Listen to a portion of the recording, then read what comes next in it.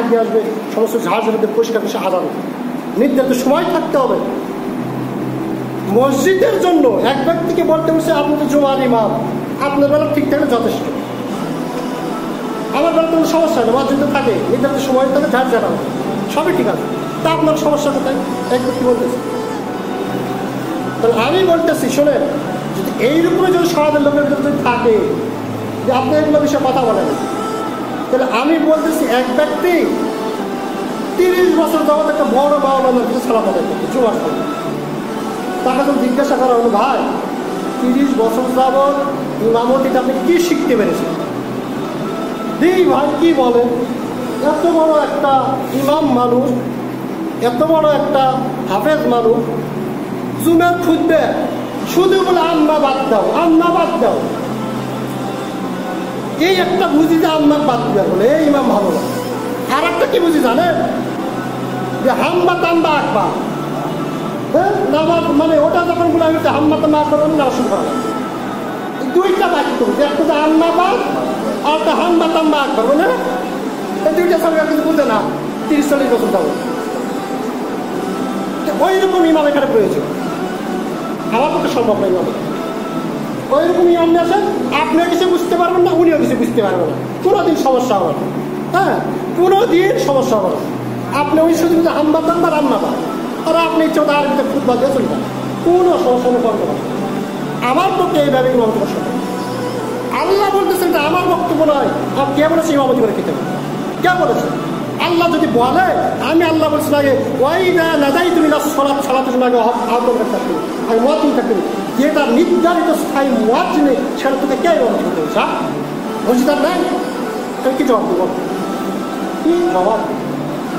আমি দায়িত্বশীল, প্রত্যেকটা দায়িত্বশীল কাজ করতে জিজ্ঞাসা করি, আমার তো জিজ্ঞাসা করি, আমার যদি কোনো ত্রুটি যদি 4 বছর যাবো বলে বলে যখন হচ্ছে না, আমি বুঝতেছি এই মসজিদের জন্য ইমাম পারফেক্ট এটা যে শুধু আম্মাবাদ বুঝবে আর আম্মা তো মা একবার ওই ইমামের এখানে দেবে, ওটাই দরকার। খুব আবেগে আক্ষেপ কথা বলে আমি 12-15টা বলছি সালাত আদায় করছি, 2-3 সপ্তাহ যদি আলোচনা করি, এটা বরত্বের জন্য বলছি না। আমি উঠার আগে পুরো মসজিদ ধরে যাই, এখন আসতে লাগে যখন শুনছি আমি ওখানে যাবো।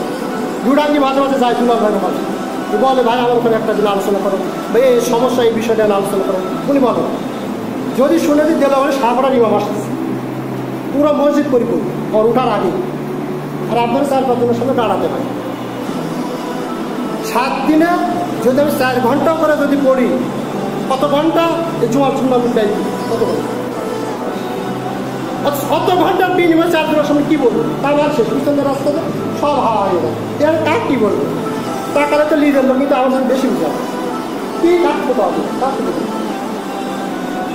আল্লাহ রব্বুল আলামিন বলছেন, এটা আমার বক্তব্য, শেষ বক্তব্য, ব্যক্তিগত সমস্যা, আপনাদের তার দোষ করে আমারই সমস্যা, কারণ আল্লাহর কাছে আমি দায়বদ্ধ। অবশ্যই জবাব দেব, আমি যথেষ্ট কোরআন পড়ি, যথেষ্ট হাদিস পড়ি, আমার বুঝলো যে আল্লাহর কাছে আমার জবাব দিতেই হবে, কারণ আমাদের তুমি করতে হবে। বহু জায়গাতে ডাকতে চাই, বহু জায়গাতে ও যায়নি, ওই টাকার লুবে ঘুরি না, এবং কোটি কোটি টাকাও নেই, ব্যাংকেও টাকা নেই, বাড়িতেও টাকা নেই, যা নেওয়া ঘুরি পকেটে নিয়ে, তারপরে আল্লাহ খাওয়ায়। 8জন মানুষের সংসার চালায়, আমার মধ্যে আল্লাহ চালায় 1জন মানুষ, আর আপনার 2 জনেই চাকরি করেন, 2 জনের সব কিছু করেন, টাকা পয়সার অভাব নাই, আর বলা যাচ্ছে যদি কিছু যদি বলি আপনাকে তাহলে কষ্ট হবে। আপনি হুজুর যাই বলেন, হুজুর আপনার জন্য জীবন দেওয়া যে হুজুর পকেটে হাত দিতে পারবেন, হুজুর যাই বলে আপনার জন্য জীবন পকেটে হাত দিতে পারবেন, হুজুর ওই কথা বলেন না। হুজুর আপনাদের আসল হচ্ছে কোরআনের একটা বক্তব্য 40 ঘর মুসলিম থাকার পরে বন্ধ গেছে, এর চাইতে ধ্বংসপ্রাপ্ত সমাজ আবার মনে হাতে পাবে। কত বড় অপরাধ তখন আপনি কল্পনা করেন, কত বড় পাপের কাজ তখন আপনি কল্পনা করেন। আপনার লাখ লাখ টাকা শুনতে কি লাভ হবে? একটা বক্তব্য চালানোর ক্ষমতা নেই, লাখ লাখ টাকা কোটি কোটি টাকা বাড়ি পাবেন, কি লাভ? যদি একটা শিশুকে আর বেশি যোগ্যতা থাকতে কি লাভ হলো? আল্লাহ বোঝার তৌফিক দান করুন, সব আল্লাহ।